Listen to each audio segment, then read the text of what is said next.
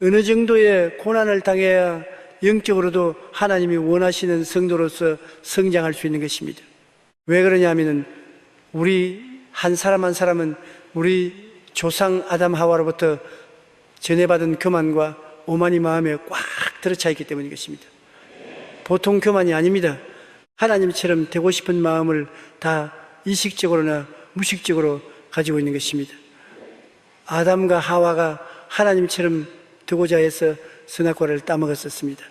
그 자손들은 똑같은 유전을 받아서 하나님처럼 되고 싶은 DNA가 있습니다. 하나님 없이 나의 수단과 방법과 노력으로 살겠다는 그러한 습관이 사람들 마음속에 들어차 있는 것입니다. 그런데 인간의 허약과 무력과 절망적인 존재를 나타내기 위해서는 고난이 다가와서 그 허위의 가면을 벗어버려야 되는 것입니다. 요 사이는 가면 만드는 것이 발달이 되어서 곰으로서 얼굴을 잘 덮어 씌우고 가발을 쓰면 다른 사람이 돼버리고 맙니다. 제가 텔레비에 보니까 아들이 감남자 아들이 여자로 가면을 쓰고 어머니 찾고 왔는데 어머니가 몰라 보여요. 내내 다른 사람인 줄 알고 있다가 나중에 가면을 벗어버리니까 어머니가 기절추풍을 하는 것을 보았습니다. 사람들은 가면을 쓰고 있는 것입니다. 조만과 오만의 가면을 쓰고 있는데 이 가면을 무엇으로도 벗길 수가 없가야 가면 이 벗겨지고 자기의 진실한 모습이 드러나게 되는 것입니다. 인간은 자신의 참 모습을 드러내기 위해서는 고난을 당해야 되는 것입니다. 잠언서 16장 18절에 교만은 배망의 선봉이요 교만한 마음은 넘어짐의 앞잡이라고 말하는 것입니다. 시편 31편 23절에 야훼께서 진실한 자를 보호하시고 교만하게 행하는 자에게 엄중히 갚으시라고 했는 것입니다. 하나님이 가장 미워하는 것이 교만인 것입니다. 교만 때문에 아담과 하와가 하나님을 배반하고 에덴을 떠났기 때문인 것입니다. 교만이 마귀를 만들었고 마귀가 들어가면 영락없이 교만하게 만들어서 하나님께 등을 돌리게 만드는 운인자가 되기 때문에 하나님은 교만을 미워하신 것입니다. 인간이 얼마나 교만한가를 주님께서 드러내기 위해서 우리에게 고난을 당하게 한 것입니다. 하나님은 우리가 고난이 드러난 이후에도 고난을 깨뜨리는 망치로서 고난을 사용하는 것입니다. 인간의 고집과 자기 중심과 자기 의지를 무엇으로 깨뜨립니까? 교육으로 해서 깨뜨려지지 않습니다. 좋은 환경을 통해서 인간의 고집과 자기 중심과 자기 의지가 깨어지지 않습니다. 고난이 다가오면 깨어진 것입니다. 고난의 망치로서 때리고 몽둥이로 때리면 교만이 깨어지고 자기 중심이 깨어지고 자기를 의지하는 깨어지고 두 손 들고 전부에 의지 없어서 손 들고 옵니다고 주님께 나오게 되는 것입니다. 고난만큼 우리를 깨뜨리는 힘을 가진 것이 없는 것입니다. 욥기 33장 16절로 17절에 그가 사람의 귀를 여시고 경고로서 두렵게 하시니 이는 사람에게 그의 행신을 버리게 하려 하심이며 사람의 교만을 막으려 하심이라고 했었습니다. 고린도후서 10장 5절에도 하나님 하는 것을 대적하여 높아진 것을 다 무너뜨리고 모든 생각을 사로잡아 그리스도에게 복종하게 하나니 바로 고난이 하나님을 대지하여 높아진 그것을 무너뜨리는 방망이가 되고 우리 모든 생각을 사로잡아 그리스도 복종케 하는 수단이 되는 것입니다. C.S. 루이스라고 유명한 신학자가 있었는데요. 한 사람이 C.S. 루이스에게 왜 인간에게 고난이 주어지는지 물었었습니다. 루이스는 이렇게 대답했습니다. 그렇지도 타락한 인간이 고난마저 없었다면 얼마나 교만하겠는가. 그러면서 인간은 어려운 일이 일어나기 전에는 하나님께 귀를 기울이지 않는 습성이 있다. 고통은 귀머리와 같은 인간에게 하나님의 음성을 들을 수 있도록 해주는 확성기가 같다고 말한 것입니다. 저는 이번에 부산에 가서 선배를 했는데 저희 마음속에 감회가 깊었습니다. 17살 때 폐병 걸려서 고난에 취하게 된 것입니다. 그전에는 하나님에 대한 하자도 생각하지 않으셨습니다. 예수님은 꿈에도 생각하지 않으셨습니다. 그러나 백병 들려 죽게 되고 부원의 의사들이 살 가망이 없다는 선언을 내리고 난 다음부터 시작해서 나는 하나님을 생각하게 되고 구원을 생각하게 된 것이고, 그럴 때 복음을 전도하는 사람이 와서 믿음의 씨앗을 뿌리니까 마음에 완전히 믿음의 씨앗을 받아들여 예수를 믿게 된 것입니다.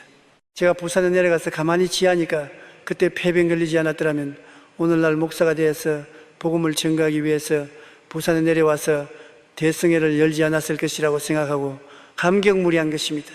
고난은 그 당시에 괴로우나 그것이 와서 교만을 깨뜨리고 눈에 거풀을 벗겨주고 가면을 벗겨주고 자기가 얼마나 허무하고 무의미하고 절망적인 존재하는 것을 깨닫게 해주고 하나님께 무릎을 꿇게 만들어주는 안내자가 되어 줄 수 있는 것입니다.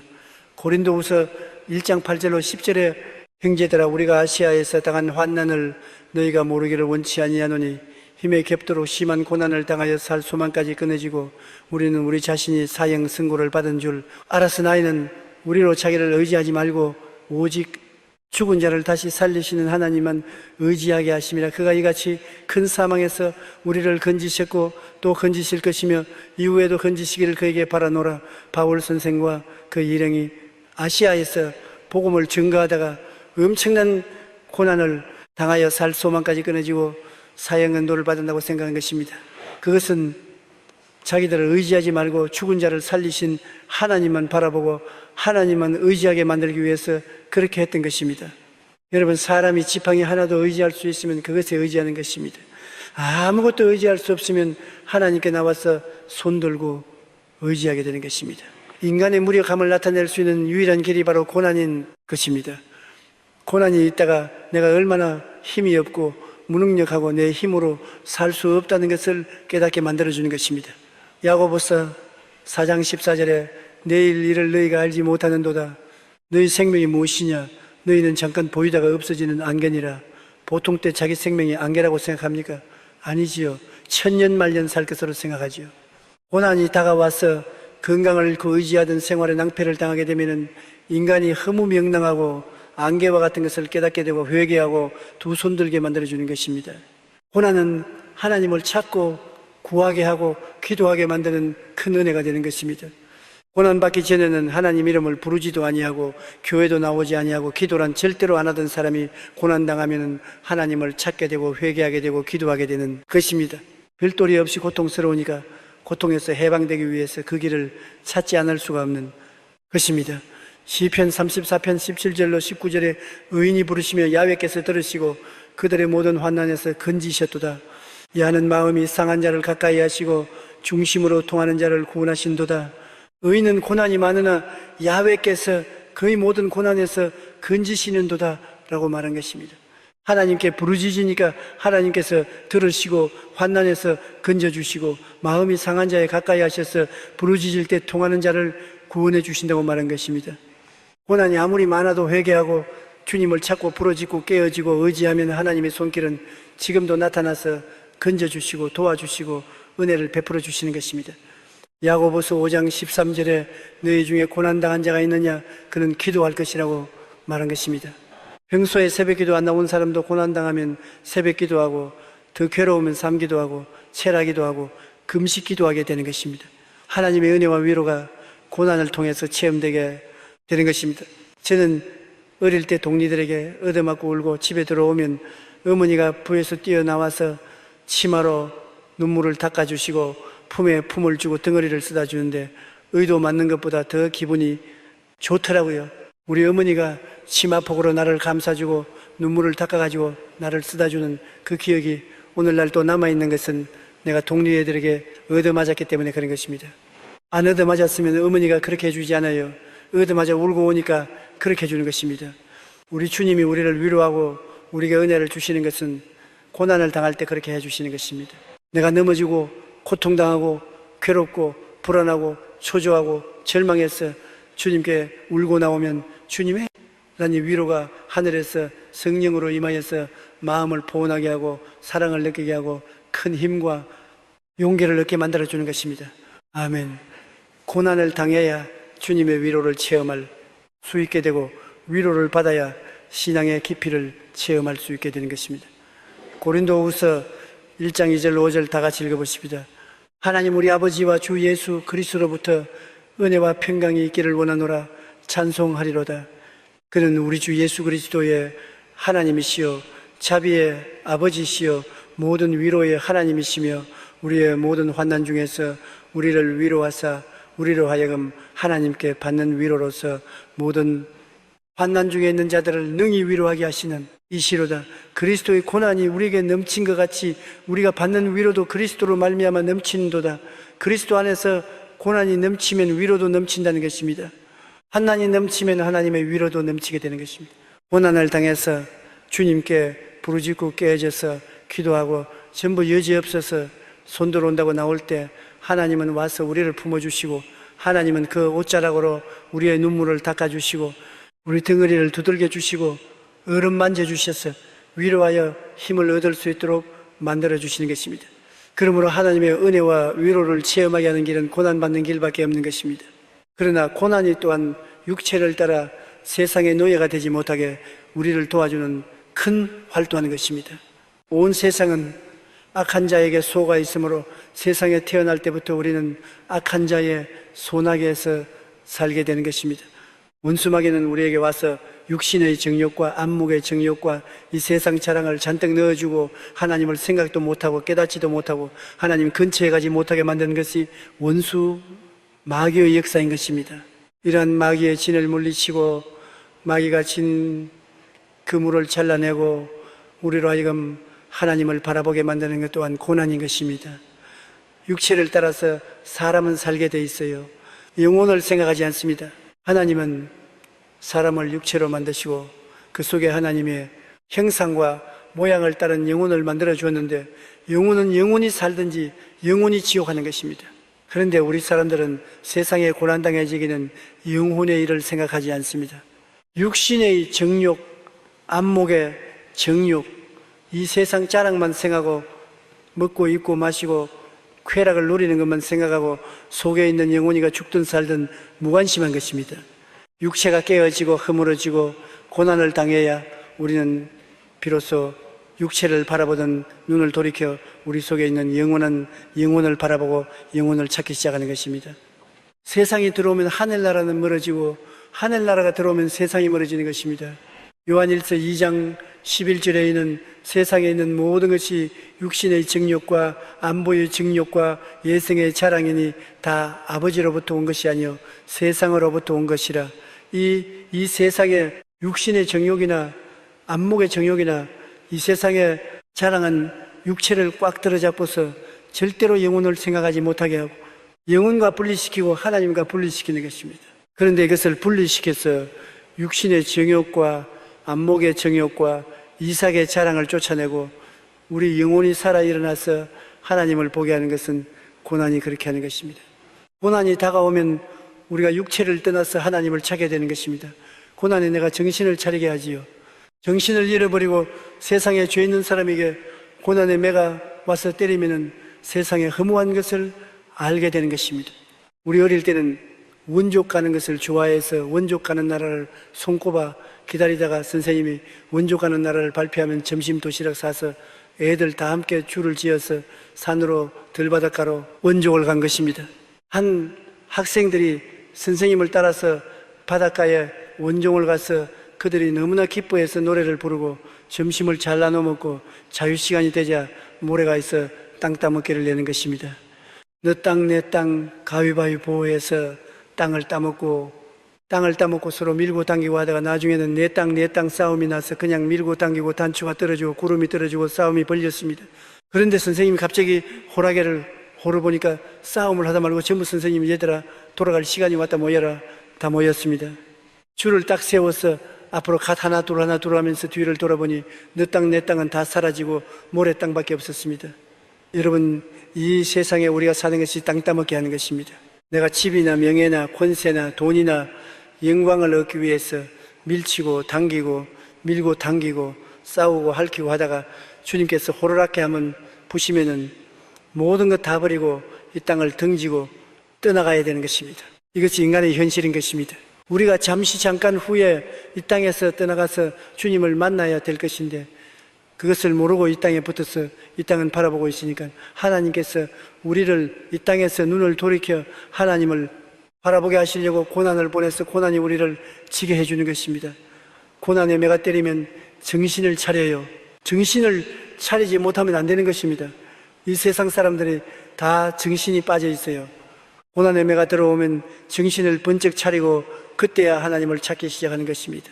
시편 119편 71절에 고난당한 것이 내게 유익이라 이로 말미암아 내가 죽을 율례들을 배우게 되었나이다. 옛날에는 성경 창세기부터 계수록이 무슨 소용이 있습니까? 너게 아무 가치가 없어요. 성경 갖다 놔도 보지도 않아요.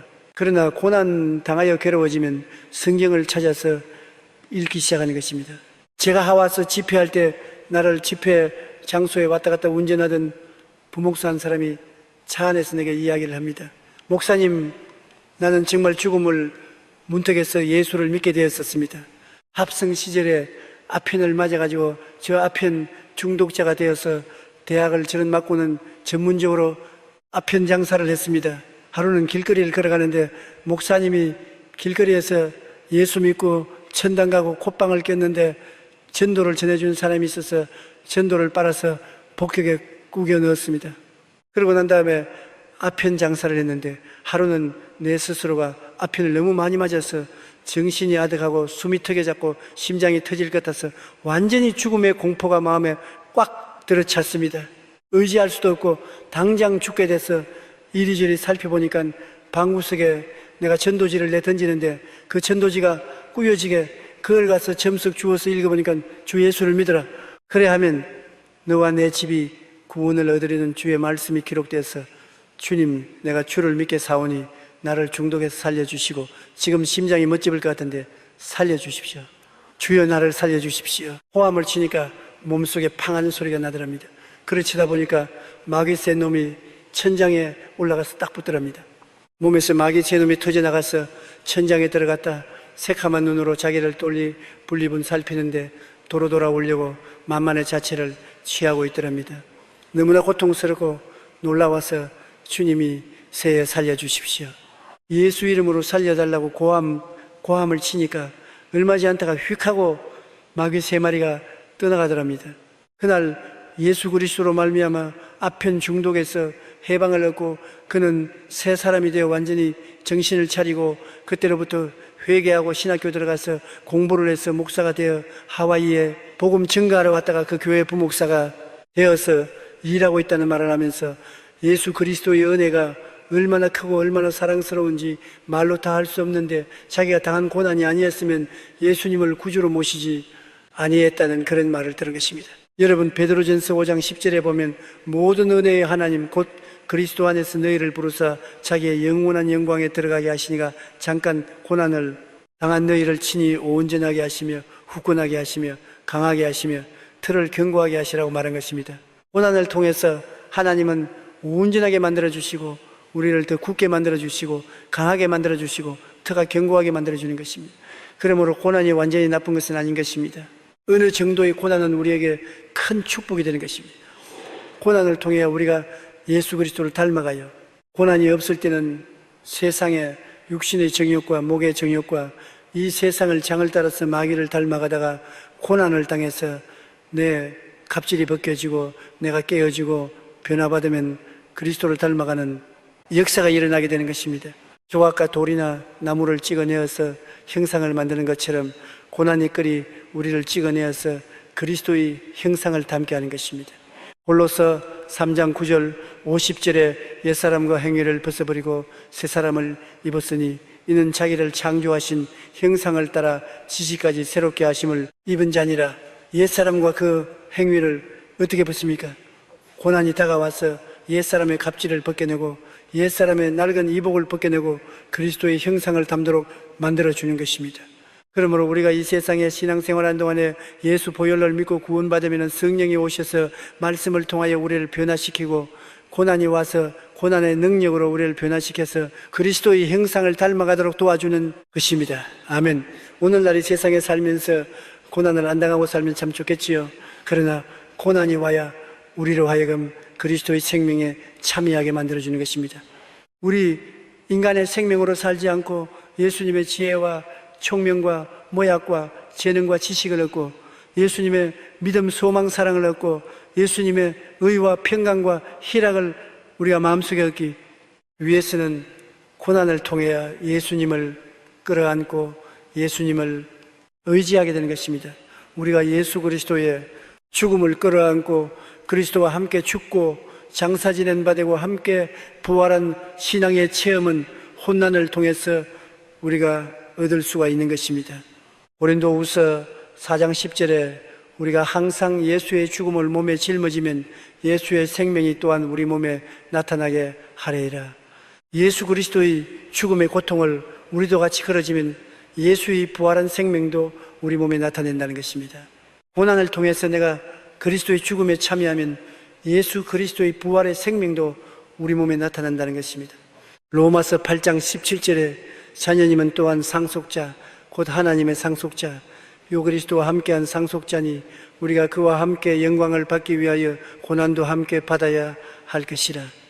그냥 하나님의 영광을 주면 좋겠는데 예수와 같이 고난을 받으면 예수와 같이 영광을 얻게 되고 그리스도와 함께 상속을 받게 된다는 것입니다. 그러므로 우리가 천국 가는데 고난은 반드시 필요 불가결하게 통과되어야 될 과정이라는 것을 우리가 알 수 있는 것입니다. 여러분, 나는 포도나무요 너희는 가지라고 말하지 않습니까? 예수님이 포도나무인데 우리는 젖붙인 가지입니다.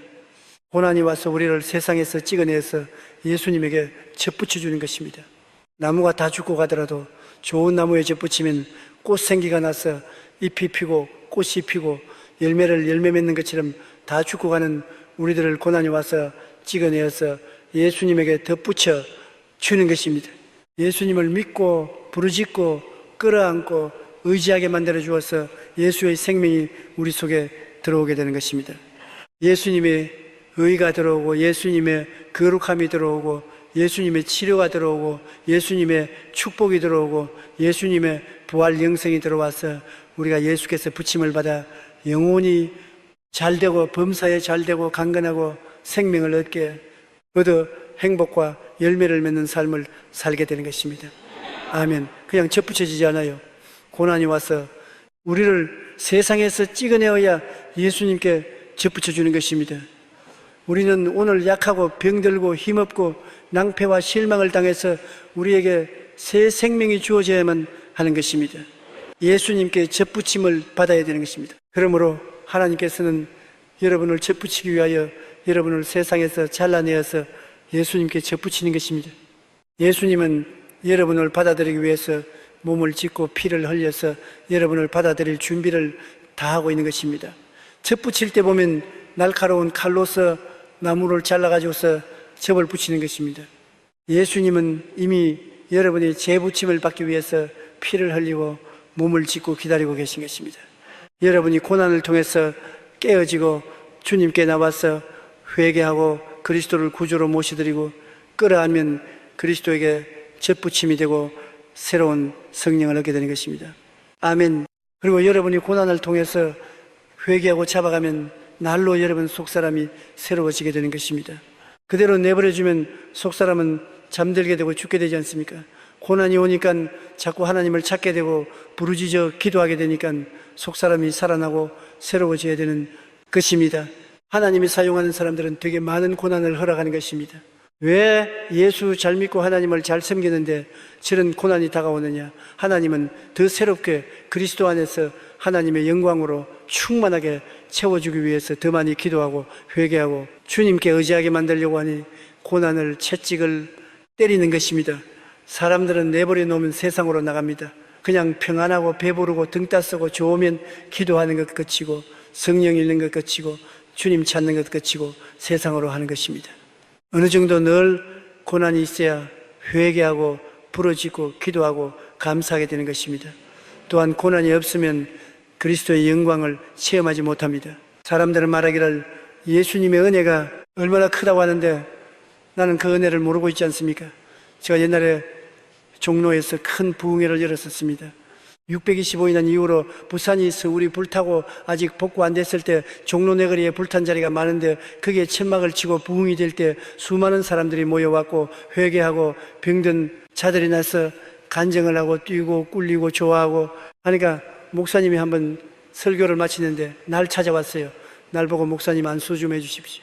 무슨 안수니까 나도 목사님처럼 폐병 걸리도록 안수 좀 해주십시오. 아래서 피를 하죽지는 않도록 안수해 주십시오. 무슨 그런 망된 소리를 합니까? 목사님, 저는 부잣집 아들로 태어나서 우리 아버지 어머님이 예수를 잘 믿어서 나는 아무 호생함이 없이 자라서 신학교에 들어가서 공부를 하고 우리 아버지 어머니가 돈을 내어서 교회를 지어주어서 목사가 되는데 목사가 되고 난 다음에 이론만 알지 하나님이 살아계신 것도 모르고 예수님의 은혜를 체험한 적도 없고 마음이 뜨거워진 적도 없고 기도하려도 기도도 안 나오고 눈물도 흘려본 적이 없고 나는 예수님의 은혜를 모릅니다. 그런데 목사님 가만히 보니까 폐병 걸려서 피를 토하고 죽게 되었으니까 하나님을 찾다가 불도 받고 성령도 받고 병도 고침받고 하나님이 살아계신 체험도 얻게 되니 얼마나 설교가 힘 있는지 몰라요. 나도 힘 있는 설교가 되기 위해서 벼르게 기도해 주십시오. 여러분, 고난이 있어야 영광도 체험할 수 있지 않습니까? 아멘. 배가 고파봐야 밥이 좋은 줄 알고 추워봐야 옷이 좋은 줄 알고 고생을 해봐야 평안이 좋은 줄 아는 것입니다. 그러므로 아무 고난 안 당한 사람은 하나님의 영광을 체험할 도리가 없는 것입니다. 병들어봐야 신유를 체험하고 사업에 망해봐야 하나님 복 주시는 것을 체험할 수가 있는 것입니다. 외로워봐야 하나님의 위로를 느낄 수가 있는 것입니다. 그렇기 때문에 고난은 하나님의 은혜를 받을 수 있는 하나님의 길이 되는 것입니다. 성경은 말하기를 우리가 예수 그리스도를 위하여 항상 죽음에 능이면 예수의 생명 또한 우리 죽을 육체에 나타나게 하려 함이라. 예수 위에서 병들고 예수 가난다해지고 예수 위에서 고난당하는 것은 예수님의 영광이 나타나기 위함이라는 것입니다. 어두워져야 빛이 영광이 있지요. 그렇지 않습니까? 여러분, 옷이 얼마나 좋은 것을 깨닫게 해주려면 추울 때 옷을 벗겨서 밖에 보내야 옷이 얼마나 좋은 걸 알게 되는 것입니다. 밥이 얼마나 좋은 것 알기면은 여러분 굶어봐야 밥이 얼마나 좋은 것을 알게 되는 것입니다. 우리 애들이 어릴 때 우리가 기도문에 가서 금식 기도를 하는 사흘 되니까 우리 둘째 애가 하는 말이 번영 오면서 밥 줘. 그래서 금식하는데 밥을 주냐니까 그러면 나 죽어서 밥 될래. 배가 얼마나 고팠다지 죽어서 밥 되겠다 그래요. 그러니까 밥이 귀한 줄 알아요. 저는 요 사이도 밥을 먹으면은 조그마한 밥을 또 다 주워 먹습니다. 왜 그러냐? 625대 하도 뼈가 벗고 생활했기 때문에 지금 잘 먹고 잘 입어도 그 옛날에 체험한 것이 뼈 속에 사무쳐서 잊어지지 않아요.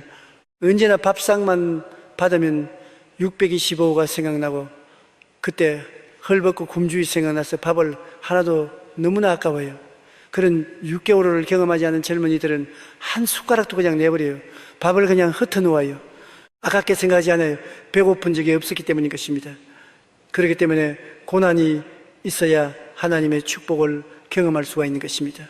고난은 반드시 원수가 아닙니다. 고난은 하나님이 여러분에게 허락하셔서 여러분이 하나님의 축복과 위로를 체험할 수 있는 수단을 제공해 주시는 것입니다. 아멘. 아멘. 고린도후서 4장 16절로 18절 우리 다 같이 소리 읽어보십시다. 그러므로 우리가 낙심하지 아니하노니 우리 겉사람은 낡아지나 우리 속사람은 날로 새로워지도다. 우리가 잠시 받은 환난에 경한 것이 지극히 크고 영원한 영광에 중한 것을 우리에게 이루게 함이니 우리가 주목하는 것은 보이는 것이 아니요 보이지 않은 것이니 보이는 것은 잠깐이요 보이지 않는 것은 영원함이라. 보이지 않는 것은 영원한 것인데 영원한 것을 우리가 어떻게 찾아가는 것입니까? 보이는 세상이 고난으로 말미암아 떨어져 나갈 때 보이지 않은 영원한 것이 우리 눈에 보이게 되는 것입니다. 그렇기 때문에 적은 고난은 우리에게 적은 신앙을 허락해 주는 것입니다. 큰 고난은 큰 신앙과 헌신을 가져오게 되는 것입니다. 예수 믿는 사람은 고난을 통해서 하나님이 죽이려고 하지 않습니다. 고난을 통해서 우리가 은혜 받게 하기 위해서 그렇게 하는 것입니다. 적은 은혜 받기 위한 사람은 적은 고난 체험하고 큰 은혜 받기 위한 사람은 큰 고난 체험하게 하는 것입니다. 하나님이 크게 들어 사용하는 사람일수록 고난을 당하게 하는 것입니다. 적은 그릇은 적은 고난을, 큰 그릇은 큰 고난을 당하게 하는 것입니다. 고난을 통해 하나님의 은혜가 그곳에 채워질 수 있는 은혜가 되는 것입니다. 바울 선생이 너무나 고난이 심하고 고통스러워서 고난을 면해달라고 기도하니까 하나님이 내 은혜가 내게 족하도다. 내가 약할 때 내가 강해진다고 말하는 것입니다. 약해져야 의지하지요. 내가 강하면 하나님께 의지하지 않습니다. 내가 약하니까 하나님께 의지하지요. 내가 강하면 기도하지 않습니다. 약하니까 기도하지요. 내가 답답하면 기도하지, 마음이 편안하면 기도하지 않습니다. 내가 슬프니까 기도하지, 기쁘면 기도하지 않는 것입니다. 여러분, 그렇기 때문에 반드시 고난은 우리에게 나쁜 것이 아니라 우리에게 유익되다는 것을 알고 고난당할 때 원망하고 탄식하고 불평하지 말고 기도하게 되시기를 주님의 이름으로 축원합니다. 아멘. 고난당하는 자가 있느냐? 저는 주께 기도하라. 아멘. 기도하면 반드시 주님께서는 고난의 반대급으로서 도움을 베풀어 주시는 것입니다. 그리고 하나님을 체험하게 되는 것입니다. 저보다 더 깊은 영광을 얻게 되고 신앙이 깊어지고 더 행복해지고 더 놀라운 영광을 얻게 되고 세상을 이기게 되고 천국을 소유하게 되는 특권을 얻게 되는 것입니다. 고난은 우리에게 주는 하나님의 선물인 것을 잊지 마시기 바랍니다. 현세는 눈에 보이나 천국은 우리 안에서도 보이지 않습니다. 사람은 눈에 보이는 세계의 유혹을 받고 끌려갑니다. 그러나 고난은 눈에 보이는 세계가 허물어지고 허무한 것을 깨닫게 하고 눈에 보이지 않는 천국을 주목하게 만들어주는 것입니다.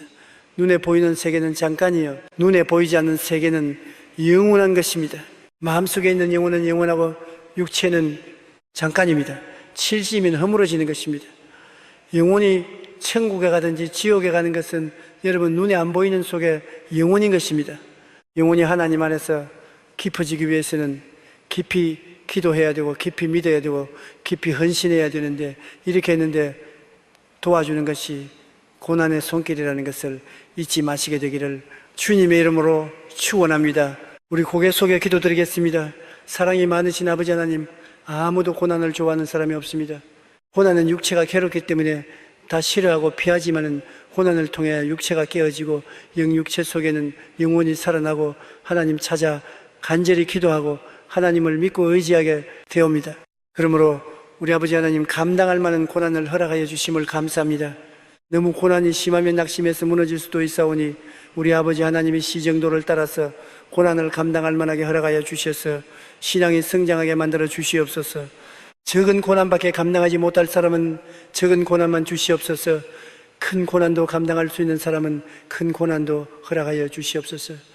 고난의 끓은 상상한 신앙이요, 헌신이요, 영광이요, 하나님의 축복이요, 하나님의 위로요, 은혜의 체험이 되는 것인 것을 알게 하여 주시옵소서. 기적을 허락하여 주신 아버지 하나님, 고난받을 허락하여 주시옵소서. 오늘도 고난당하는 형제 자매들이 많이 왔는데 우리 아버지 앞으로 기도할 때 하나님의 기적이 일어나서 고난에서 건져주고서 살아계신 하나님을 체험하게 하여 주시옵소서. 예수님이 이름으로 기도드리옵나이다. 아멘, 아멘. 우리는 우리의 죄를 자꾸 감추기를 원합니다. 하나님 앞에 우리 죄를 감추면 하나님 앞에 긍휼을 받지 못합니다. 그러나 하나님 앞에 나아가서 무릎을 꿇고 우리 마음을 열어놓고 죄를 회개하면 하나님은 우리 죄를 용서하시고 하나님과 우리 사이에 막힌 담을 다 지켜버리는 것입니다. 사람이 자의 기도를 할 때 하나님의 응답을 꼭 받아야 할 때는 마음에 아무 거친 것이 없어야 되는 것입니다. 자녀를 기르는 사람들은 자녀 때문에 많은 눈물의 기도를 하게 됩니다. 저는 우리 애들이 어릴 때 하루 늦게 신방하고 집에 들어오니 둘째가 침대에 들어 누워 있는데 목숨이 경각에 달렸습니다. 학교에서 애들과 같이 놀다가 나가서 번데기를 사 먹었습니다. 그때는 별로 먹을 것이 없기 때문에 번데기 장사가 학교 주위를 다면서 뻔뻔하고, 그럼 애들이 왕 모여가서 번데기를 사 먹는데 우리 아이들도 친구들과 같이 나가서 번데기를 사 먹었는데 그 번데기가 농약이 섞인 번데기였습니다.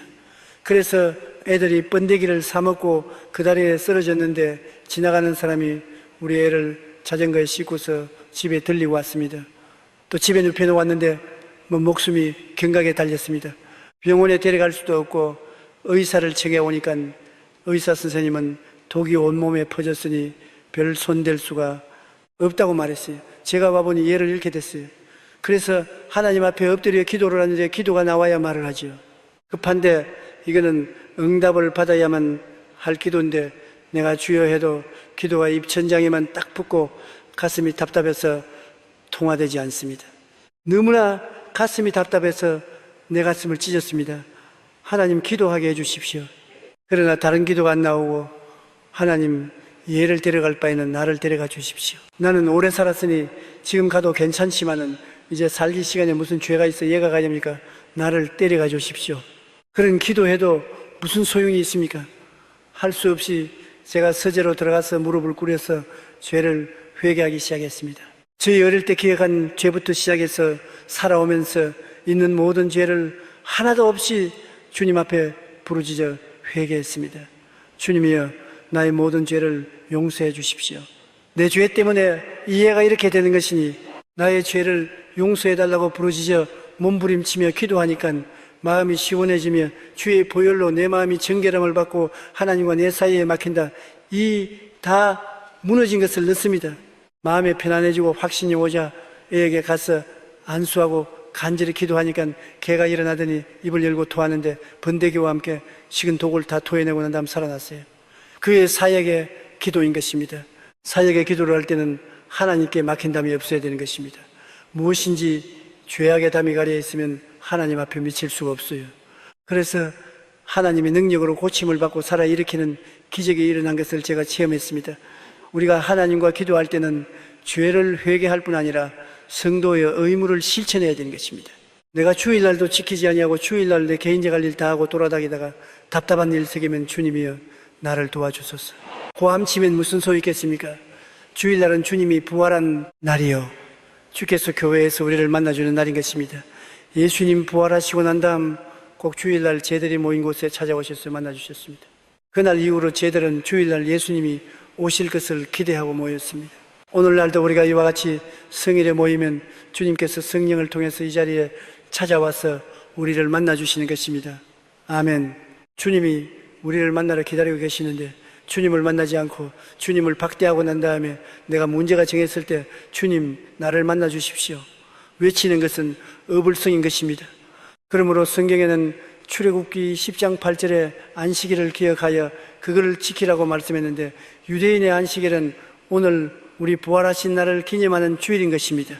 그뿐 아니라 우리가 마음을 다하고 뜻을 다하고 정성을 다하여 주 하나님을 섬기는 마음을 가져야 됩니다. 내 물질인 곳에 내 마음이 있다고 했습니다. 내가 하나님을 정말 사랑하고 섬기면 내 물질이 주님께 있어야 되는 것입니다. 말라기 3장 10절에 만군의 야훼가 이르노라 너희의 온전한 일조를 창고에 들여 나의 집에 양식이 있게 하고 그것으로 나를 시험하여 내가 하늘 문을 열고 너희에게 복을 쌓을 것이 없도록 붙지 아니하보라. 그렇게 말씀하. 내가 하나님께 11조 드리지 아니하고 물질을 하나님보다 더 섬긴다면, 내가 하나님 필요할 때 하나님께 부르짖으면 하나님 뭐라고 말씀했습니까? 물질 찾아가거라. 물질을 네가 나보다 더 섬기지 않느냐?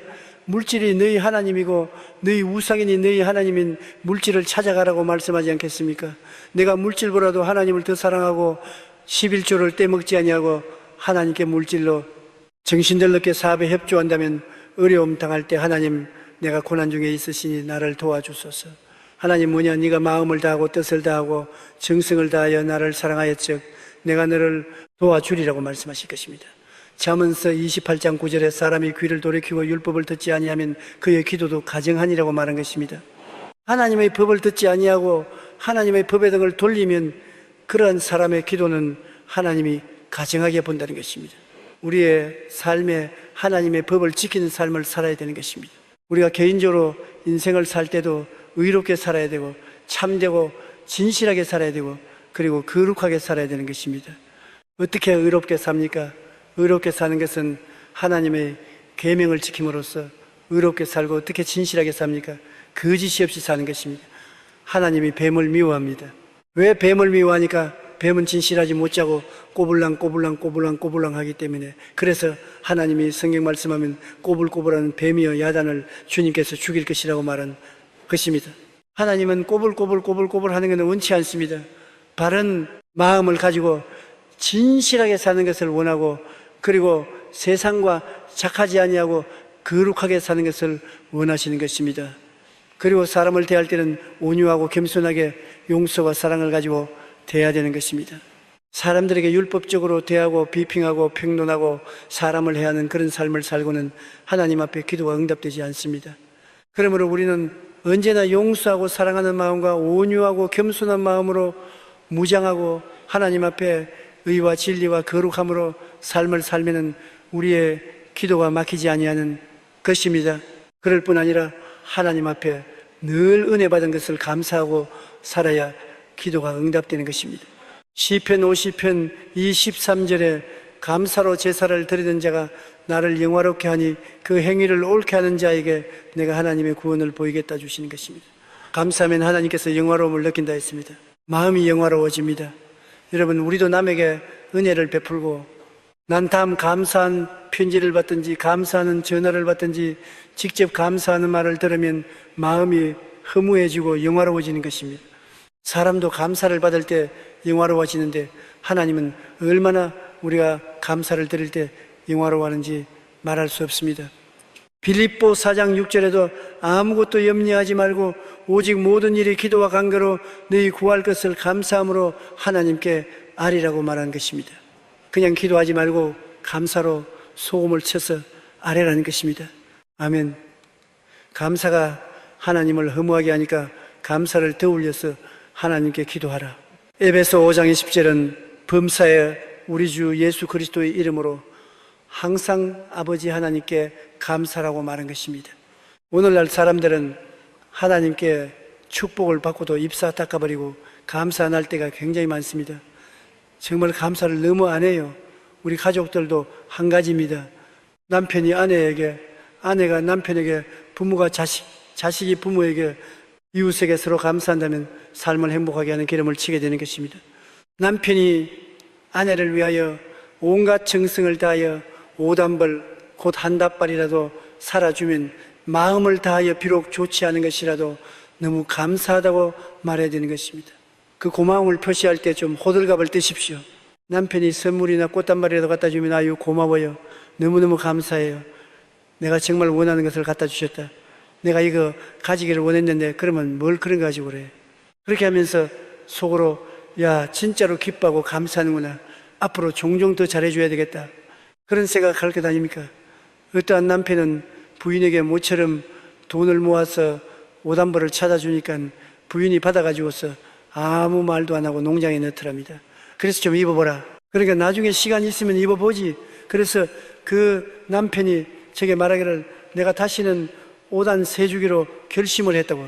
옷을 사주면 깡충깡충 뛰고 좋아하고 그 자리에서 입어보고 거울 앞에 서보고 남편 앞에도 좋으냐 안 좋으냐 그렇게 해주면 자기가 사준 불이 있어 더 사주겠는데 그냥 안 말도는 그 팔아가지고서 농장에 갈아버리고 한번 이거 보라니까 나중에 시간이 나면 이거 보다니 사전 불이 없다는 것입니다. 사람도 감사할 때 더 잘해주고 싶은 생각이라는 것입니다. 하나님은 말할 필요 없이 우리가 감사로 제사를 드리면 큰 영화로움을 느낍니다. 그렇기 때문에 우리가 적고 큰 일에 꼭 감사할 것을 잊지쳐는 안 된 것입니다. 감사가 하늘 문을 엽니다. 성경에는 하나님의 구원으로 보이라고 말한 것입니다. 난 우리 교회 자매님 한 분이 내게 와서 이런 간증하는 것을 들었습니다. 그와 함께 일하는 회사의 자매님인데 청문회 꿈을 가지고 결혼을 했는데 결혼 첫날부터 남편이 알코올 중독자라 혼돌에 만도래가 되어서 잠에 골랐더라. 그로부터 시작해서 계속해서 돈만 생기면 술을 마시기 때문에 가정경제가 엉망입니다.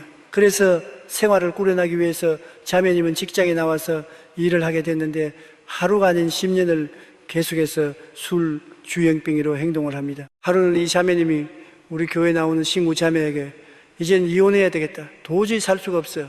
이제는 희망이 없어. 그 사람과 살아서 무슨 희망이 있느냐. 돈만 생기면 술을 마시는 그래서 이혼하겠다. 그러므로 우리 교회에 나온 자 이 말하기를 그렇게 쉽게 이혼하지 마라. 우리 교회 목사님이 설교할 때 말하기를 감사로 제사를 드리는 자는 하나님께 영화를 돌리고 그런 사람에게 구원의 손길을 보여주게 되시니 우리 점심시간에 나하고 합쳐서 당신의 남편을 위해서 감사 예배를 드리죠. 술 주주행병회를 보고 뭘 감사를 하면 그것 하나님께서는 감사를 했으니까 무조건 감사하자. 좋은 일은 좋아서 좋고 안 된 일은 좋게 만들어 줄 것이니까 무조건 하고 믿음으로 우리 감사의 예배를 드리지요. 그래서 그날부터 점심시간에 우리 교회 자매님이 이혼되는 때는 그 자매님과 더불어서 예배를 가졌습니다. 둘이 손을 잡고 하나님이 술 주연병이 된 남편 때문에 감사합니다. 10년을 하루같이 술만 마시는 남편을 위하여 감사합니다. 이런 술 주영이를 주신 것을 감사합니다.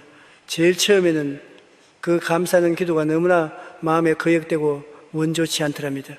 그러나 자꾸 감사하니까 나중에 미운 생각이 사라지면서 불쌍한 생각이 생기듯 자기도 술의 노예가 되어서 군의 만두 위에 저렇게 사니 무슨 인생이냐 불쌍한 생각이 생기더랍니다.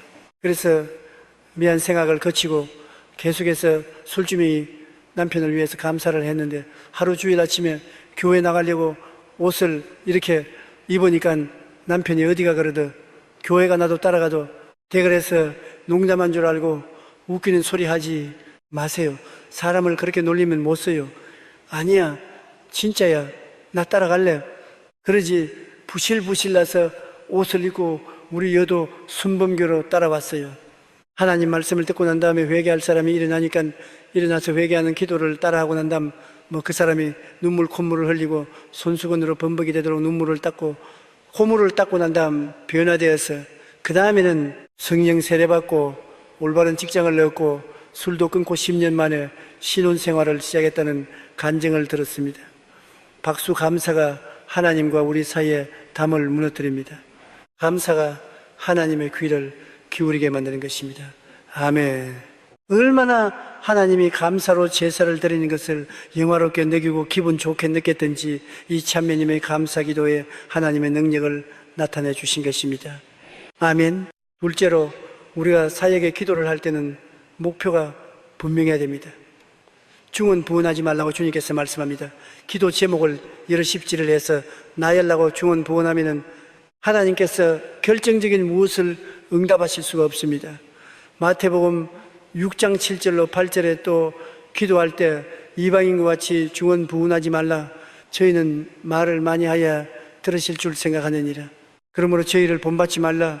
구하기 전에 너희에게 있어야 할 것을 하나님 너희 아버지께서 아시나니라. 하나님은 우리가 원하는 것을 알고 계시기 때문에 단도직입적으로 명쾌하게 목표를 분명히 해서 기도를 해야지요. 목표가 희미하게 해서 중언부문하면 안 되는 것입니다. 요한일서 5장 14절에 그를 향하여 우리의 가진 바 담대한 것이니 그의 뜻대로 무엇을 구하면 들으심이라고 말한 것입니다. 누가복음 11장 8절로 9절에 보면은 예수님이 이런 예를 들으셨습니다. 밤중에 친구가 왔는데 먹일 떡이 없어요. 그런데 이웃집은 부자라 떡이 많단 말입니다. 그래서 친구를 위해서 이웃집에 가서 문을 두들겼습니다. 아무 소리가 없어요. 내 친구가 밤중에 왔는데 떡 3만 빌려달라고 두들겼습니다. 아무 소리가 없습니다. 계속해서 문을 두드리니까 나는 이미 애들과 다 일을 끝마치고 잠자리에 들었으니 일어나서 줄 수가 없다. 내일 날 밝거든 오늘은. 그러나 이 사람은 지금 친구가 배가 고파시니 먹여야 되겠습니다. 계속해서 문을 돌이대면서 떡 3덩어리만 빌려달라. 떡 3덩어리만 빌려달라. 소리가 없습니다. 그는 낙심하지 아니하고 뒤로 물러가지 않고 떡 3덩어리, 떡 3덩어리, 떡 3덩어리, 떡 3덩어리 계속해서 고함을 쳤습니다. 나중에는 방에서 대답이 나왔습니다. 내가 네가 친구이기 때문에 떡 3덩어리 주는 것이 아니라 잠을 잘 수가 없기 때문에 시끄러워 견딜 수가 없다. 그래서 일어나서 떡 3덩어리를 주었다고 주님 말씀하시면서 우리도 그렇게 기도하라고 말한 것입니다. 우리가 기도할 때 막연하게 기도하지 말고 분명한 목표를 가지고 간결하게 부르짖어 기도해야 되는 것입니다. 우리가 기도하면서 언제나 목표가 이루어진 모습을 바라보면서 기도해야 되는 것입니다. 내가 기도하면서 막연하게 그냥 이루어진 모습을 바라보지 않고 기도하면 힘이 없습니다. 바라보의 법칙은 얼마나 중요한지 모릅니다. 기도할 때 이루어진 모습을 바라봅니다. 성경에는 주께서 말씀하기를 누구든지 이 산들을 명하여 저 바다에 던지려 하고 그 말한 것이 이룰 줄 마음에 믿고 의심하지 않으면 그대로 되리라. 그게 보십시오. 분명히 이 산을 저 바다로 던지라고 마음에 바라보면서 기도하라는 것입니다. 마귀는 기도가 아닙니다. 이 산이고 저 바다입니다. 분명히 마음속에 그를 바라보고 기도하는 것입니다. 여러분, 아브라함은 이 바라보의 법칙을 사용한 대표적인 믿음의 조상인 것입니다. 창세기 13장 14절로 15절에 보면 야훼께서 아브라함에게 이르시되 너는 눈을 들어 너 있는 곳에서 동서남북을 바라보라. 보이는 땅을 내가 너와 내 자신에게 주리니 영원하리라. 가나안 땅을 하나님께서 아브라함에게 그냥 준 것이 아니라 동서남북을 바라보고 가나안 땅을 주장하라. 그러면 이것을 너와 내 자손에게 주리니 영원하라고 말하는 것입니다. 바라보의 법칙인 것입니다. 아브라함의 나이 85세가 되고 그의 아내가 75세가 되어 자녀를 얻지 못할 때 하나님께서는 아브라함을 불러내어서 밤중에 별들을 헤아리게 했습니다. 창세기 15장 5절로 6절에 하늘을 우러러 무별을 셀 수 있나 보라. 또 그에게 이르시되 내 자손이 이와 같으리라. 아브라함이 야훼를 믿으니 야훼께서 이를 그의 의로 여기시다. 바라보의 법칙입니다. 그냥 막연하게 하나님이 자손 죽겠다고 말하지 않습니까? 하늘에 별들을 해보라. 별들을 하나, 둘, 셋 냈니까 하나님이 너희 자손이 저 별들처럼 많을 것이다. 별들을 통하여 자손들의 얼굴과 숫자를 아브라함은 바라보았던 것입니다. 바라보의 법칙은 우리의 마음속에 신앙을 강화시키는 것입니다. 그러므로 기도할 때 우리가 이루어진 모습을 바라보아야 되는 것입니다. 아멘. 아무것도 없는데 어떻게 바라봅니까? 성경에는 하나님은 죽은 자를 살리시며 없는 것을 있는 것 같이 보말씀하시는 하나님이라 할 수 있습니다. 없는 것을 있는 것처럼 바라보고 기도해야 되는 것입니다. 저는 늘 마음속에 하나 잊어버리지 않는 것은 옛날에 제가 독일에서 집회를 하고 공항에 나가서 한국으로 돌아온 비행기를 타려고 하는데 독일 목사님들이 몇 명이 찾아왔어요. 죽어가는 목사님 떠나기 전에 요청할 것이 있습니다. 뭐냐? 우리가 선교 사업을 하는데 자동차가 꼭 필요한데 목사님 자동차한테 사주십시오. 그래서 독일 사람 우리보다 잘 사는데 당신들이 자동차 사지와 내게 자동차를 구하냐? 독일 사람은 잘 살지만 독일 목사는 잘 못 삽니다. 목사님은 세계 최대의 교회를 가지고 있고 기도 용사니까 우리에게 이번 자동차한테 사주십시오. 그래서 제가 나는 자동차 사줄 수 있는 돈이 지금 없거니와 자동차를 하나님께로부터 구할 수 있는 길을 예배해 주겠다. 수치를 내요. 그래서 자동차 몇 대를 원하냐? 한 대입니다, 한 대. 어떤 차를 원하느냐? 트럭을 원하느냐? 봉고차를 원하느냐? 그렇지 않으면 성경차를 원하냐? 봉고차를 원합니다. 봉고차라고 적어. 그러면 그 다음 어떤 색깔을 원하냐? 회색깔, 검정 색깔, 파란 색깔, 파란 색깔 적어라. 그러면 이 시간에 눈을 한번 감아보라. 눈을 까 당신 자동차가 보이느냐? 파란 색깔의 봉고차가 보입니다. 그렇지. 그것을 바라보고 기도하라. 끊임없이 그 차가 이미 하나님이 주신 것을 마음속에 바라보고 기도하라. 그러고 난 다음 기도해주고 떠났는데 그 다음에 제가 프랑크푸르로 가니까 그 목사님들이 비행장에 나를 마중하러 나왔습니다. 그리고 내 짐을 봉고차에 실으면서 이 차 이름이 뭔지 압니까? 그래서 무슨 차니까 조용기라 그렇게 박수 차에다가 내 이름을 붙였어요. 그렇게 기도하고 난 다음에 하나님이 응답해 주셔서 그 차를 구했다는 것입니다. 바라보의 법칙이라는 굉장히 중요합니다. 오스트라리아에 제가 신앙 세미나를 갔을 때 그곳에 있는 목사들이 와서 오스트라리아에는 부흥이 일어나지 않습니다. 부흥은 한국이나 미국에서 일어나지 오스트리아 사람들은 도박을 좋아하고 운동을 좋아하기 때문에 주일 교회에 나오지 않고 부흥이 안 됩니다라고 그가 아무리 제가 믿음에 대한 설교를 해도 믿으려고 하잖아요. 그래서 최후에 제가 말했습니다. 바라보지를 사용하십시오. 여러분이 앞으로 3년에서 5년간 여러분 교회가 자라기 원하는 목표를 정하고 그것을 종이에 적으라 그랬어. 그래서 저들이 종이를 내어서 기도하고 3년에서 5년 사이에 300명 혹은 500명, 1000명 많이 적은 사람 5명까지 적었습니다. 제가 말하기를 그것을 가지고 사무실에 갖다 붙여놓고 아침에 사무실에 들어올 때도 그걸 바라보고 저녁에 집에 돌아가기 전에 그것을 바라보고 항상 바라보고 그것이 이루어진 모습을 마음에 간증하고 기도하십시오. 그렇게 하면 하나님이 응답해 주실 것입니다. 그들이 내 말대로 그대로 했습니다. 2년 후에 내가 오스트라리아에 가니까 오스트라리아 하나님의 생애의 총회장이 저기 와서 말하기를 목사님이 그 말씀을 하시기 전에 10년 동안 우리 하나님의 성에는 교회 하나 생겼다가 하나가 문 닫음으로 0% 성장했는데 목사님이 그 설교를 듣고 2년 만에 우리 하나님이 섞는 모든 교회가 100% 선을 했습니다. 아멘, 아멘. 바라보의 법칙입니다. 여러분 이것을 우습게 생각하지 마십시오. 바라보의 법칙이 중요하지 않다면 하나님께서는 왜 아브라함에게 늘 바라보의 법칙을 사용하라고 했습니까? 어떠한 사람들은 제가 이 바라보의 법칙을 사용하라고 한다고 비난하는 말을 하는 것도 제가 들었습니다. 그러나 하나님께서는 우리가 기도할 때 분명한 목표를 설정하고 그것이 이룬 것을 바라보고 기도하기를 원하시는 것입니다. 아멘. 바라보의 법칙을 사용하십시오. 셋째로 우리가 기도할 때 확실히 이룰 줄 믿어야 되는 것입니다. 기도하면서도 마음속에 될까 안 될까 자꾸 인심을 하면 안 되는 것입니다. 자꾸 인심이 생기는데 어떻게 합니까? 여러분 믿음이라는 것은 선택에 내가 믿겠다고 선택을 하면 믿는 것입니다. 내가 의심하겠다고 생각을 하면 자꾸 의심하게 되는 것입니다. 나는 사나 죽으나 믿겠다. 나는 의심을 받아들이지 않는다. 마음의 결정을 내리면 의심은 예수 이름으로 물리쳐버리고 믿음으로 설 수가 있는 것입니다. 야고보서 1장 6절로 7절에 오직 믿음으로 구하고 조금도 의심하지 말라. 의심하는 자는 마치 바람에 밀려 요동하는 바다 물결 같으니 이런 사람은 무엇이든지 죽게 얻기를 생각하지 말라. 여기에 의심하지 말라고 명령했습니다.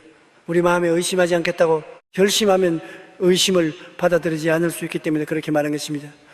베드로 보십시오. 예수님이 물어 걸어오실 때 주시면 나라 물으러 걸어게 하소서. 예수님이 오라고 하니까 그가 예수님만 바라보고 의심하지 않고 걸어갈 때 물어 베드로가 갔으니 사람으로서 물로 그런 것은 처음입니다. 그런데 일진 광풍이 불어오고 물보라가 얼굴을 치니 그만 예수님을 바라보던 눈을 돌이켜 파도를 바라보고 두려워했습니다. 의심을 했습니다. 그 결과 베드로는 물에 빠졌습니다. 그때 예수님께서 뭐라고 말하십니까? 믿음이 적은 자여 왜 의심하였느냐? 의심하는 사람은 믿음이 적은 사람이었습니다. 그러나 의심을 내팽개치고 주님을 바라보면 믿음이 강한 자가 되는 것입니다. 우리가 기도할 때 눈에는 아무 증거 안 보이고 귀는 아무 소리 안 들리고 소리는 잡히는 건 없어도 마음의 작정을 해야 되는 것입니다. 나는 끝까지 믿겠다. 아멘. 사나 죽거나 나는 믿겠다. 아멘. 눈에는 아무 증거 안 보이고 교회는 아무 소리 안 들리고 수 잡히는 거 없어도 나는 믿겠다.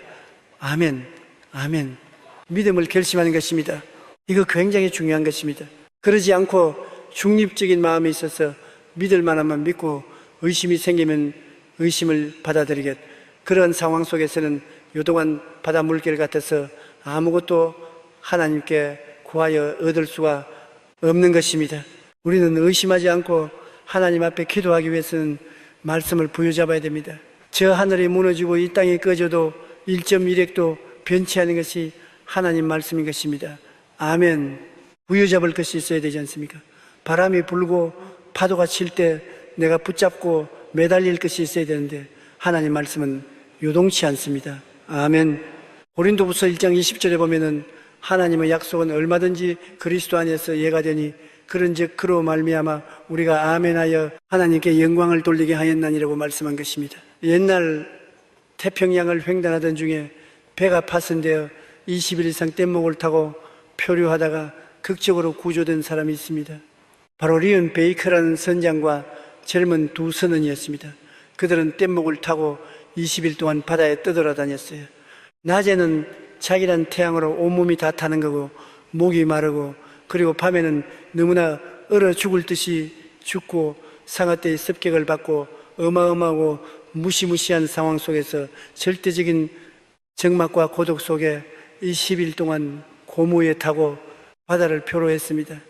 그럴 동안에 그 선장은 신앙이 좋아서 늘 시편 13편을 외웠습니다. 내가 사망의 음심한 골짜기로 다닐지라도 해를 두려워하것은 주께서 나와 함께 계십니다. 주의 지팡이와 막대기가 나를 안위하시나이다. 그리고 마태복음 6장 31절로 34절을 암송했습니다. 무엇을 먹을까 무엇을 입을까 무엇을 마실까 염려하지 말라 했는데 너희 전부께서 아시나니라. 그 나라와 그 일을 먼저 구하라. 그리하면 이 모든 것을 더하시리라. 그 두 성경 구절을 늘 암송하면서 그는 하나님께 매달렸습니다. 그러다 23일 만에 구조되었는데 신문 기자들이 물었습니다. 어떻게 인간의 한계신을 뛰어넘어 23일 동안 바다에서 살아남을 수가 있으냐 하니까 그 선장은 말하기를 나는 선한 목자 되신 하나님께서 그의 말씀대로 나를 잔한 물가로 인도하실 것을 의심하지 않았습니다. 그 약속의 말씀을 붙들고 기도했기 때문에 염려하지 않고 하루하루 이겨나갈 수 있었고 결국에는 역경을 극복하고 살아남을 수가 있었습니다. 보십시오. 말씀이 얼마나 중요합니까? 믿음은 들음에서 나며 들음은 그리스도의 말씀으로 말미암다고 말씀하는 것입니다.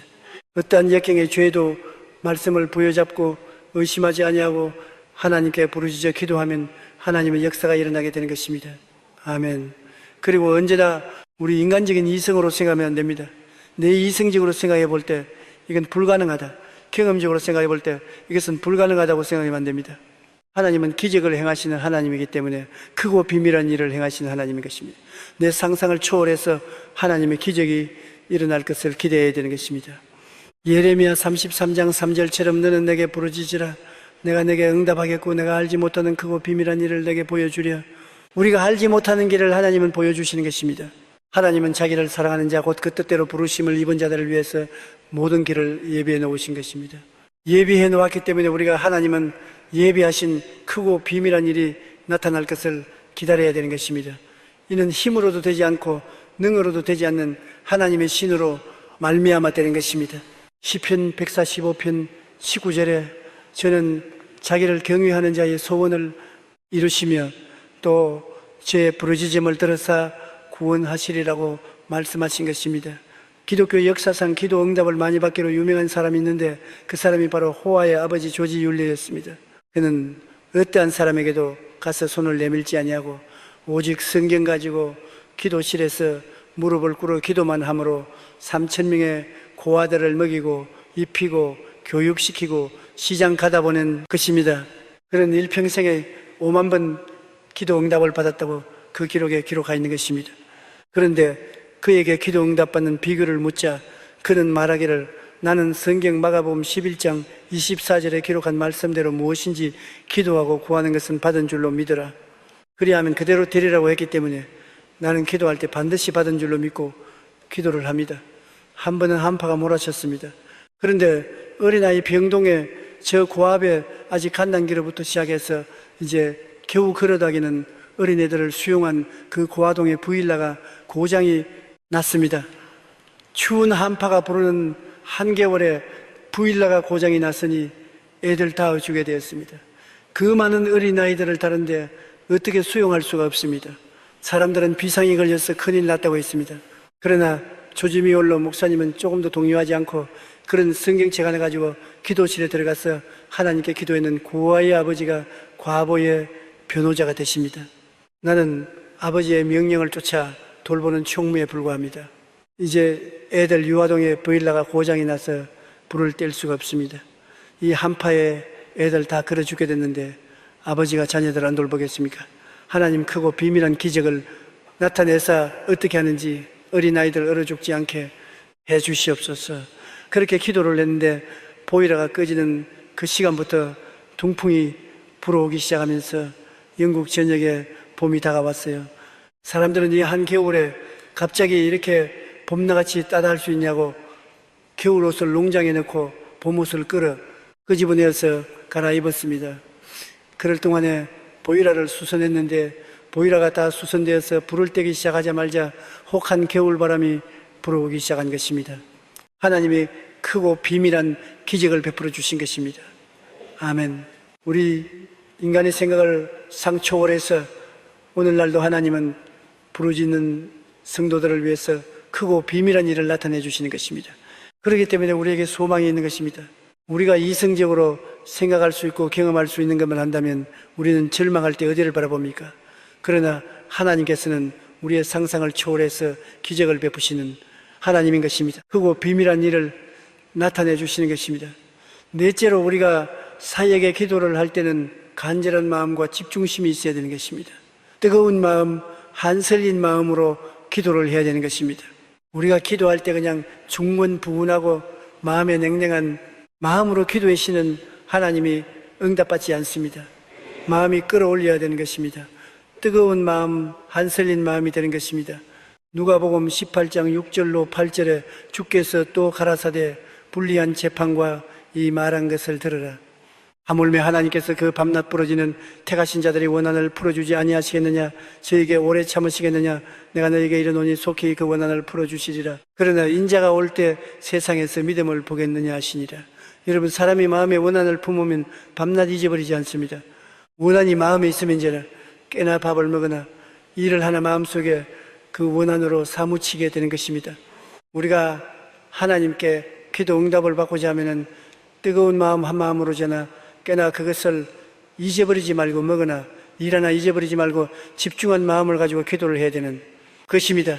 정계에 보면 한 과부가 있는데 그가 억울한 일을 당하여서 재판관에 가서 내 원한을 갚아달라고 했었습니다. 그 재판관은 하나님을 두려워하지 않고 사람을 무시하는 분인데 더구나 과부가 와서 부탁하니 눈도 깜짝하지 않았습니다. 그러나 이 과부는 뜨거운 마음, 원한에 서린 마음으로 작게나 그 재판관의 집 앞에 기다리면서 내 원수에 대한 원한을 갚아달라고 부르짖었습니다. 한동안 무시했으나 너무나 계속함으로 나중에 재판관의 마음이 번뇌스럽고 고통스러워 견딜 수가 없습니다. 내가 하나님을 두려워하지 않고 사람을 무시하는 이 과부가 밤낮 와서 말을 번거롭게 함으로 내가 응답해 주겠다고 해서 그 문제를 해결해 주었다고 말하는 것입니다. 불리한 재판관도 뜨거운 마음과 원한스린 마음으로 밤낮 부러지는 과부의 기도를 응답했는데 하물며 전부께서 그 대가신 자가 밤낮으로 한 마음으로 주님께 부르짖어 기도할 때 응답해 주지 않겠냐고 주님께서 말씀한 것입니다. 아멘. 요엘서 2장 12절로 13절에 야훼의 말씀에 너희는 이제라도 금식하며 울며 애통하고 마음을 다하여 내게로 돌아오라 하시나니 너희는 옷을 찢지 말고 마음을 찢고 너희 하나님 야훼에게로 돌아올지니라. 이와 같이 아예 죽으면 죽으리라는 마음으로서 간절히 기도하면 하나님의 기적이 일어나는 것입니다. 뜨거운 마음, 무언한 마음, 제가 한번 수요 예배를 마치고 내 사무실 내려가니까 어떤 하는 사람을 들끝에 들고 와서 보니 얼굴이 완전히 새카만 흑색이에요. 가난한 말이었습니다. 그리고 링거를 손에 팔에다 팔목에 굽고 왔습니다. 뭐 도저히 보니까 사람 힘으로 살 수가 없어요. 병원에서도 버림받았습니다. 그래서 제가 그분 보고 말했습니다. 당신은 이판 제판 사판이다. 병원에 가도 죽고 집에 가도 죽는데 살 길은 한 길밖에 없다. 하나님을 찾는 길밖에 없으니 오늘 이 시간에 온 가족이 제자실 금식 기도원에 가서 사흘 동안 금식 기도를 하라. 그러니까 그를 데리고 온 분이 하는 말이 이 가족들이 아무도 예수 믿지 않는데요. 여기도 순복음 교회에 오면 병난다 해서 우리는 예수도 모르면서 왔는데요. 그러더라고요. 그래서 자식이 죽게 되었는데 믿고 안 믿고가 무슨 상관이냐. 자간 기도원에 올라가서 안 믿는 부모는 형제들 다 모여서 굶어라. 금식이 뭔지 모르기 때문에 굶어라. 복귀를 끊고 하나님께 자식 살려달라고 부르짖기도 하라. 그러니까 그 가족들이 올라갔어요. 그 아버님 어머님도 예수를 모르면서도 올라가서 곡기를 끊고 형님도 직장 그만두고 그 형수도 만석에 되어 아기를 낳을 날짜가 가다 왔는데도 불구하고 금식하면서 부르짖고 예배 참석하고 하니까 설교를 듣고 자동적으로 회개하고 예수님을 믿고 그들은 간절히 주님께 부어졌습니다. 그 사람을 살려달라고 금식하고 몸부림을 치면서 부르짖어 기도했는데 그만 이 사람이 혼수 상태에 빠졌어요. 이제 이식이 다 없어지고 숨도 잘 못 씁니다. 그럼에도 불구하고 그들은 계속해서 부르짖어 기도하니까 사흘이 지나고 난 다음에 혼수에서 깨어나더니만 물 한 컵을 달라 그러더랍니다. 그 물 한 컵을 주니까 물을 마시고 난 다음 화장실에 데려달라 그랬어요. 화장실이니까 막 씻으면 피를 계속해서 쏟더니만 그 다음부터 깨끗하게 나와버렸었어요. 박수. 그 가족들이 저게 인사하러 왔는데 내가 그 사람을 모르니까 물었습니다. 그때 들끝에 눕혀서 온 사람은 어떻게 됐어요? 그러니까 옆에 사람이 납니다 그러더라고.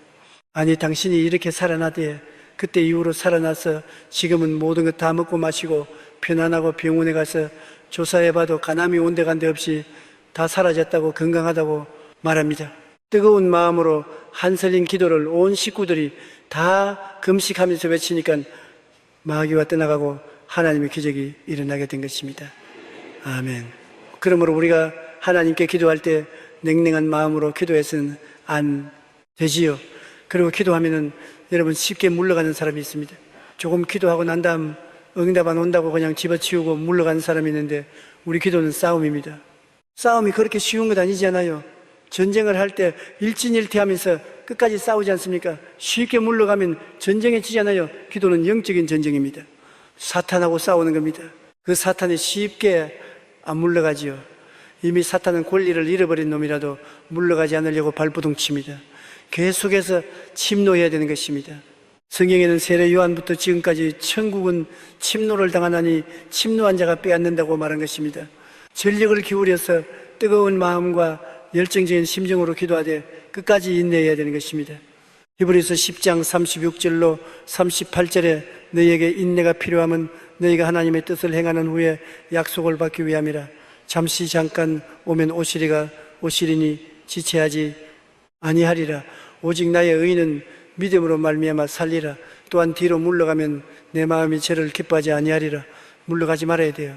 여러분은 잘 훈련된 사냥개와 같이 되어야 되는 것입니다. 잘 훈련된 사냥개는 짐승의 목을 물면은 죽을 때까지 흔들고서 안 놓습니다.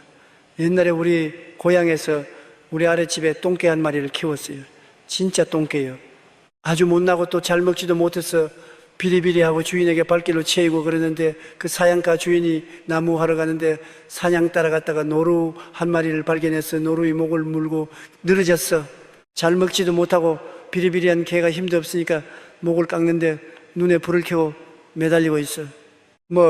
노루가 아무리 도망치려도 이게 딱 물고 늘어지니까 어찌할 도리가 없어. 노루가 가만히 서 있으니까 주인들이 가서 노루를 때려잡았어요. 그래서 노루를 지게 죽었어요. 그날 이후로 그 똥개의 값이 하늘같이 솟아올라가지고 있어요. 서로 그 똥개를 사겠다고 사람들이 줄을 섰어요. 똥개 팔자시간 문제였습니다. 그게 노루의 목을 물고 난 다음에 노루가 흔들면 놓아버리고 도망을 쳤으면 자기는 여전히 영원히 똥개로 남았을 것인데 물고서 끝까지 매달렸다. 절대로 놓지 않는데 우리는 마귀와 싸울 때 마귀 목을 물었으면 놓지 말아야 돼요. 아멘. 끝까지 물고 흔들어야 돼요. 그냥 끝까지 기도로 끝까지 흔들면은 마귀는 물러가는 것입니다. 아멘. 마태복음 15장 27절로 28절수로 보니게 여인의 기사가 있잖아요. 자기 딸이 귀신 들려서 고통을 당하는데 예수께 나와서 내 딸이 귀신 들렸을지 고쳐달라고 예수님께서 대번에 부인했습니다. 제자들에게 부탁해도 제자들이 주님, 저 여인이 부러지니 고쳐주시오. 나는 이스라엘에 잃어버린 양에게 왔지. 저 여자의 오자는 어지간하면 물러갈 것인데 여자는 예수님 가는 길을 막고서 주여 내 딸이 귀신들 사오니 고쳐 주옵소서. 예수님이 자식에게 주는 떡을 취해서 개에게는 안 준다 너게다. 그쯤 되었으면 여러분 뒤로 물러갈 만합니다. 안 고칠 수 안 고쳤지 사람을 캐라고요. 반응해 줄 것입니다. 그러나 그 여자는 월소이다. 우리는 이스라엘 백성 아닌 이방인 개입니다. 그러나 개도 자식들이 먹는 밥상에서 떨어진 부스러기를 먹는데 나에게 부스러기라도 주십시오. 주님이 하신 말씀이 오 여자여 내 믿음이 크도다. 아멘. 내가 그렇게 말했으므로 너 딸에게서 귀신이 나간다니라. 아멘. 주가 보니 그 딸이 곱심을 받았습니다. 서로 모르게 여인이 아직 이방인의 때가 오지 않아서 주님의 은총을 받을 수 있는 저지 없을지라도 끝까지 주님께 부르짖고 따라붙인 결과에 그는 응답을 받았던 것입니다. 아멘. 기도의 사람인 조지 미러에 대해서 제가 여러분 다시 한번 말하고 싶은 것은, 조지 미러가 어릴 때부터 자란 5 친구가 있었어요. 그가 이 친구들을 주께로 인도해서 천국으로 데려가야 했다 결심을 하고 5 사람을 위해서 기도했는데, 그가 기도한 지 18개월 만에 한 사람이 구원을 받고 또 기도한 지 5년이 지나서 2번째 사람이 응답을 받아 구원을 받고, 그리고 기도한 지 2년 후에 3번째 사람이 응답을 받아 구원을 받았습니다. 그러나 4번째, 5번째 친구를 위해서는 52년 동안 계속 기도를 했습니다. 주위 올라가 이제 병이 들어 죽게 되는데 하루 몸이 아픔에도 불구하고 마지막 설교를 하겠다고 그는 하나님께 기도하고 힘을 얻어 강단에 나가서 마지막 설교를 할 때 그 설교를 듣고 4번째 친구가 구원을 받고, 그 다음에는 5째 친구가 구원받는 것을 보지 못하고 조지 미율러는 세상을 떴습니다. 그래서 사람들은 말하기를 조지 미율러가 52년 동안 기도해도 완전한 응답은 받지 못했다고 했는데, 조지 미율러 장례식에 이 마지막 5째 친구가 찾아왔다가 환히 흙 속에 내려가는 것을 보고 그 자리에 무릎을 꿇어 회개하고 기도하고 변화받아 주의 종이 되었습니다. 이 마지막 사람이 온 영국을 돌아다니면서 하는 마리 밀러 목사의 기도는 다 응답되었습니다. 제가 그 최후의 응답입니다. 그러므로 당신들의 모든 기도도 반드시 응답될 것이라고 전도하고 있었습니다. 여러분, 우리의 기도는 반드시 응답받게 되는 것이고 또 하나님은 응답하기를 원하시고 계신 것입니다. 아멘.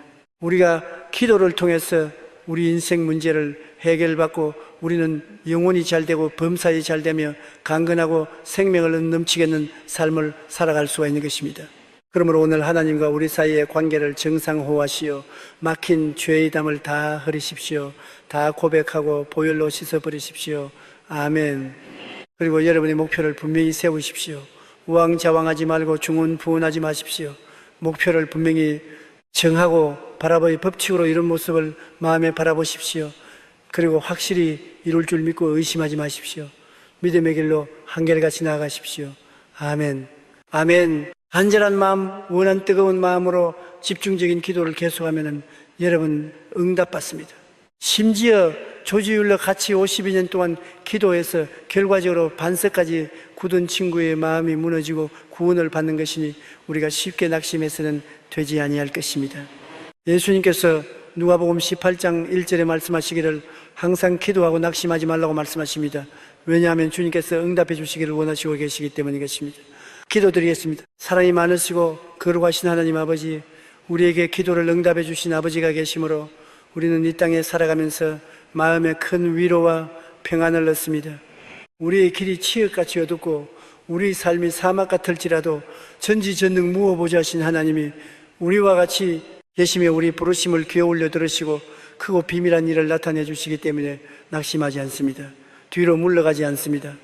하나님 아버지여, 오늘 아침에도 주의 백성들이 많은 개인 가정 생활 자녀 사업에 수하고 무거운 짐을 짊어지고 왔습니다. 아버지 하나님이여, 막연하게 하나님 앞에 기도하지 말고 결단하고 기도하게 도와주시옵소서. 뒤로 물러가지 않고 뜨거운 마음과 한 마음과 집중적인 심정으로 계속 전진하고 마귀의 목을 물고 흔들게 도와주시옵소서. 아멘. 비직은 일어납니다. 아멘. 님 응답해 주실 줄 믿고 있습니다. 하나님께 감사드립니다. 역사하옵소서. 예수님 이름으로 기도드리옵나이다. 아멘. 아멘.